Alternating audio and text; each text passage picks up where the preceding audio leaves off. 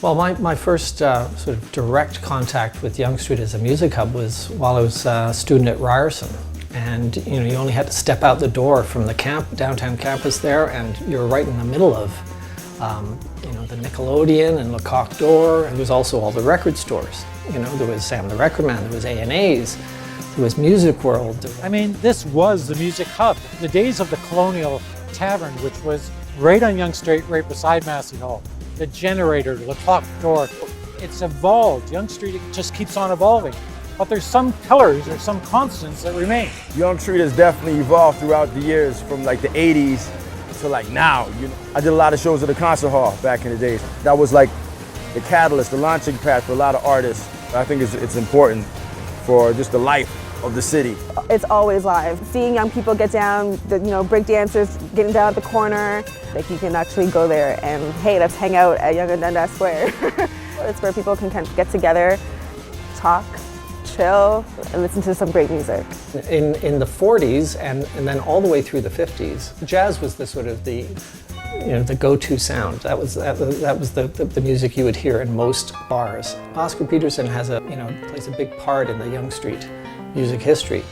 Up at the other end at Yonge and Gerrard, it's classical music with the Eaton Auditorium. That was where Glenn Gould kind of inhabited that space. It was his own personal recording studio, but he performed there. He actually performed there as a child in the Eaton Auditorium. What was the Eaton Auditorium is now the Carlew. And right in the middle of that stretch of the Yonge Street Strip was this club called Le Coq d'Or, and that is what is now HMV. But in the 60s, that's where Ronnie Hawkins ruled. I remember one night going upstairs to the Nickelodeon and to hear Ronnie Hawkins play. And because that same night Bob Dylan happened to be in town at Maple Leaf Gardens, Bob Dylan walked in and showed up, and he was Ronnie Hawkins' special guest. And that kind of thing happened all the time on Yonge Street. I remember coming down here when I was like 15, man. Right down the street over here, CKLN 88.1. That's Sam the Record Man, Carnival, Star Sound, play the record, you know what I mean? When you talk about golden era hip hop, that's like what jazz was back in the days. We are the new jazz. How cool is it that the biggest hip hop artist in the world is from Toronto? Like right now in 2014. How cool is that? My best show I ever did in my life was on Yonge Street as well, which was Massey Hall, man, to celebrate my 25th anniversary. I mean, that's Toronto's version of Carnegie Hall, man. Yonge Dundas Square is another one of those advent moments. Bringing people together, I think whenever that happens is a good sign. The other change that's happening in the neighborhood is we're building condos.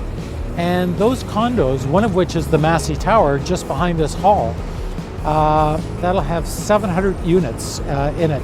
That's 700, if not 1,400 folk that are going to be in the downtown area looking for entertainment on their doorstep. I think it's important because we want to be able to have that outlet to express ourselves.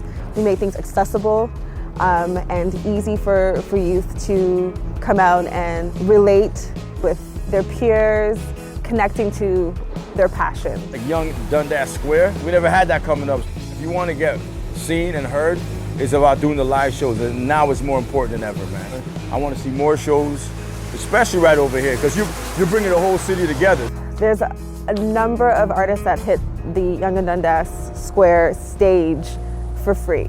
Some of these concerts can go up to $100+ to see, and to have that experience and see them perform live in our city is amazing. I had my first experience on Yonge and Dundas Square as a dancer, and it's opened up so many opportunities for me. Nothing beats seeing an artist in a great performance, whether it be in an intimate club or on a big festival stage. The best way to keep a downtown vibrant is to keep the culture strong, bringing life into the core, and music is a great way to do that. People congregate, and it's the kind of shared community experience that makes a city great.